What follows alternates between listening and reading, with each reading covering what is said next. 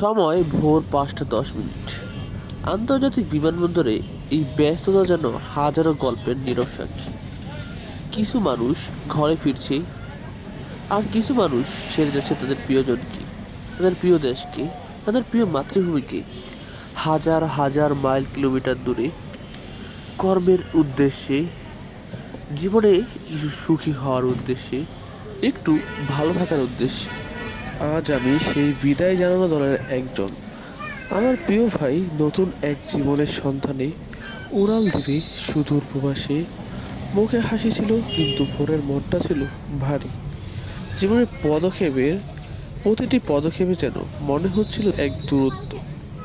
গাড়ি চলছে নীরবে, যে রাস্তাটা কিছুক্ষণ আগেও গন্তব্যের টানে দূরত্ব পেরিয়েছিলাম, এখন সেই রাস্তাটাই যেন দীর্ঘ থেকে দীর্ঘতর মনে হচ্ছে।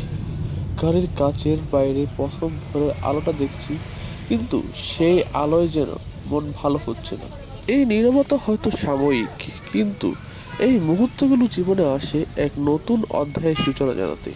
শূন্যতা আছে, থাকবেও, তবে তার সাথে আছে এক বুক ভরা আশা। একদিন সব কষ্ট সার্থক হবে।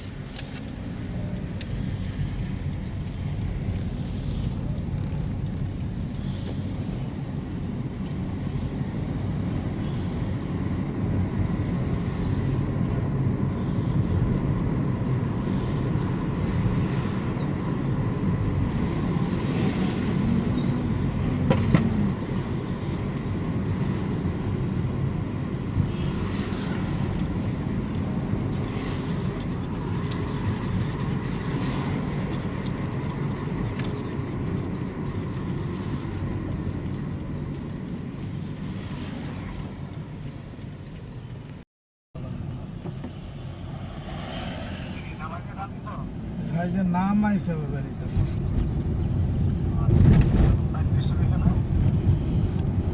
উনি নেয় কয়টা দিচ্ছে